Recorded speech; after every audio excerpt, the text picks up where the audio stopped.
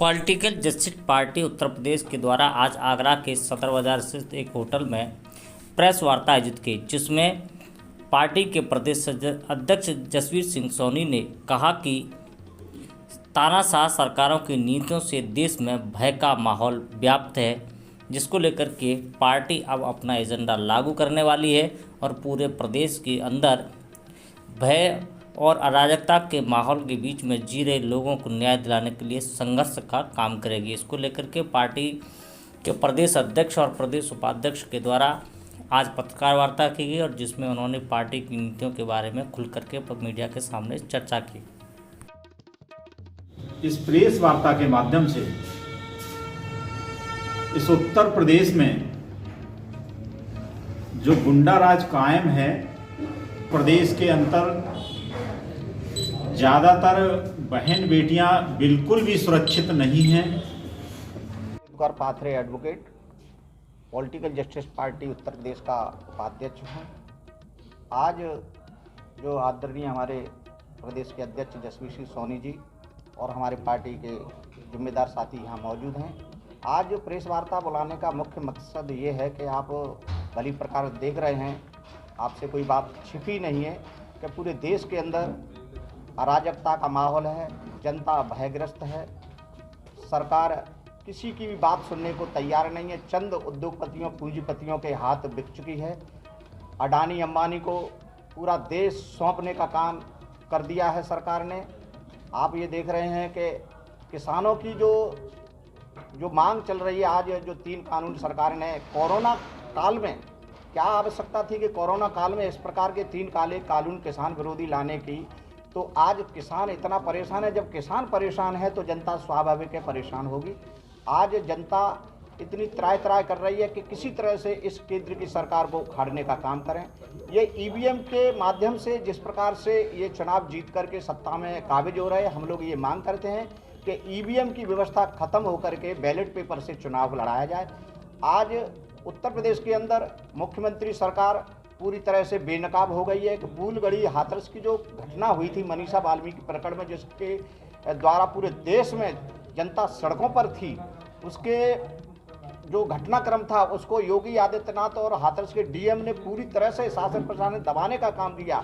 लेकिन उन्हीं की सीबीआई ने जो जांच की, एसआईटी ने जो जांच की, उस एसआईटी और सीबीआई की जांच में वो पूरी तरह से दोषी 4 अपराधी जो गैंगरेप मनीषा वाल्मीकि के साथ किया था, जिसके गैंगरेप के बाद उसकी हत्या कर दी। आज 2000 पन्नों की चार्जशीट सीबीआई द्वारा माननीय न्यायालय में दाखिल कर दी है। तो इससे बेनकाब हुई है सरकार। आप ये देख रहे हैं कि सरकार गुंडों को, अपराधियों को संरक्षण दे रही है।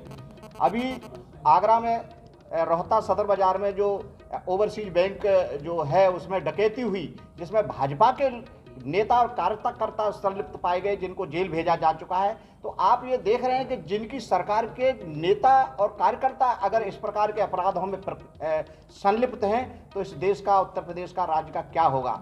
इसलिए हम आज पॉलिटिकल जस्टिस पार्टी के माध्यम से मांग करते हैं कि इस देश के अंदर जो बाबा साहब भीमराव अम्बेडकर जी ने जो संविधान दिया है, उस संविधान के तहत ही सरकार काम करे। समता मूलक समाज की स्थापना के लिए बाबा साहब ने हमेशा संघर्ष किया, लेकिन ये सरकार संविधान को दरकिनार करते हुए मनमाना काम कर रही है। तानाशाह, इतना तो हिटलरशाही अंग्रेजों के टाइम में भी नहीं थी। हम ये मांग करते हैं कि शिक्षित बेरोजगार युवाओं को रोजगार दें। किसानों की तीनों जो मांग है, काला कानून जो आपने लागू किया उसको वापस लें, और जो गुंडा राज, भूमाफिया या जो तमाम प्रकार के जो क्रिमिनल्स खुलेआम घूम रहे हैं, उनमें कोई खौफ नहीं है, क्योंकि संरक्षण ये दे रहा है। सरेआम हत्याएं हो रही हैं। अभी यहाँ देख लीजिए राजपूत चुगनी पर किस प्रकार से एक गोली मार करके सरेआम हत्या कर दी गई।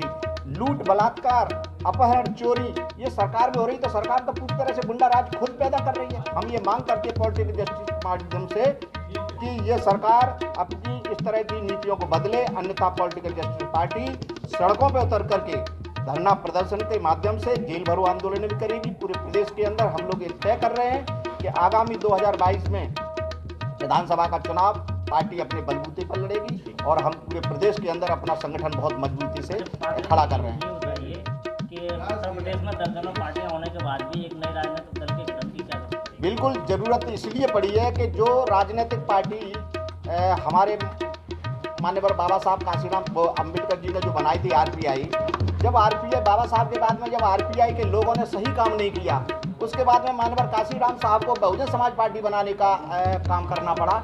जब बहुजन समाज पार्टी जब ठीक से काम नहीं कर रही है और हमारे लोगों के हकों की लड़ाई नहीं लड़ रही है, तो ये पॉलिटिकल जस्टिस पार्टी बनाने का काम हमारे जो शीर्ष नेतृत्व है, जिसके राष्ट्रीय अध्यक्ष आदरणीय राजेश कुमार सिद्धार्थ वाल्मीकि जी हैं, तो हम लोग पूरे प्रदेश के अंदर, पूरे देश के अंदर अपनी पॉलिटिकल जस्टिस पार्टी का संगठन को बहुत मजबूती से खड़ा कर रहे हैं। और हमारी जो पॉलिटिकल जस्टिस पार्टी है वो हमारे जो बहुजन समाज में जन्मे हुए महापुरुष हैं, संत गुरु हैं, उनकी विचारधारा पर आधारित है हमारी, और संविधान के अनुरूप हमारी पार्टी काम करने वाली है।